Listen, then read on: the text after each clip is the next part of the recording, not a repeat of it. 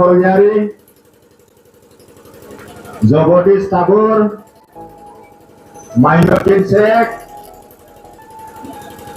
আপোনাৰ লগত আগবাঢ়ি আহিব লাগে।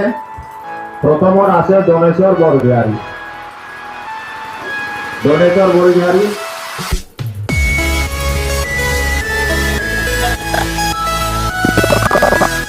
বিতৰণ আপাৰো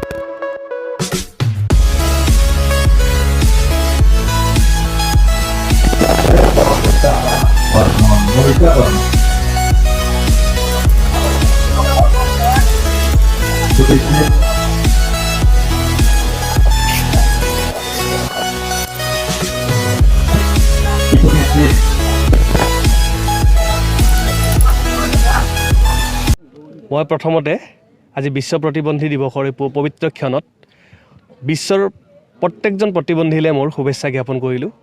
আৰু আমি আজি BTAD ৱেলফেয়াৰ ডেভেলপমেণ্ট NGO আৰু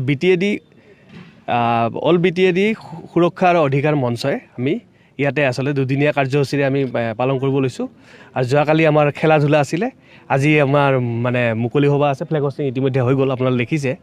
গতিকে ইয়াতে আমাৰ বিভিন্ন প্ৰান্তৰ পৰা আচলতে প্ৰতিবন্ধী আহি মানে যোগদান কৰিছে আৰু গোটেই দিনটো আজি আমাৰ কাৰ্যসূচী চলিব। অসম চৰকাৰো আমাৰ লগত আজি সহযোগ কৰিব, তেওঁলোকে সমাজ কল্যাণ বিভাগে আমাৰ লগত সহযোগ কৰিব আৰু তেওঁলোকে নানান ধৰণৰ বেনিফিচাৰী বুলি কিছুমান বস্তু দিয়াৰ কথা তেওঁলোকে পাতিছে।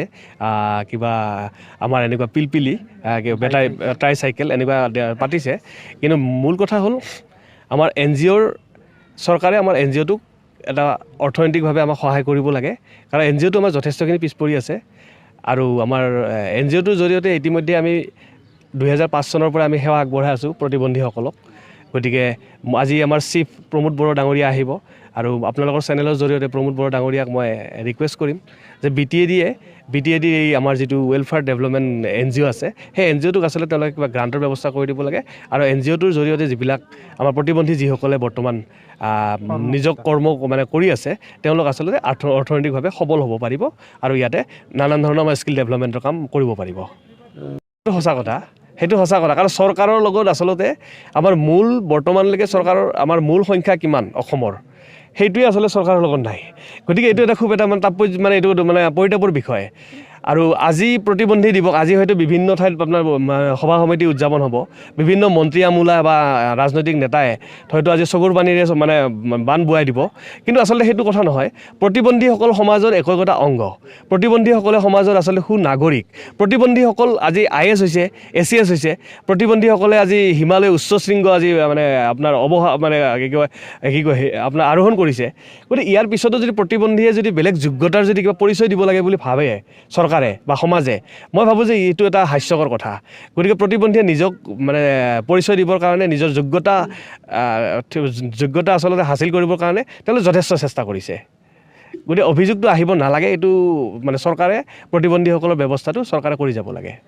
যদি আমি 5খন জিলাৰ যদি আমি চাওঁ, আমাৰ সৰ্বমুঠ 5 লাখৰ ওপৰত থাকিব অনানুষ্ঠানিক। হয়তো আনুষ্ঠানিক ইমান নাই, কাৰণ কোকৰাঝাৰত আমি দেখিলোঁ যে কাৰ্ড হোল্ডাৰ মাত্ৰ 8,000, কিন্তু ইয়াততো 10,000ৰ ওপৰত আমাৰ ঘৰে ঘৰে হয়তো এনেকুৱা প্ৰতিবন্ধী আছে। তাৰে ভিতৰত মাত্ৰ পেঞ্চন পাইছে মাত্ৰ 5,033 জনে।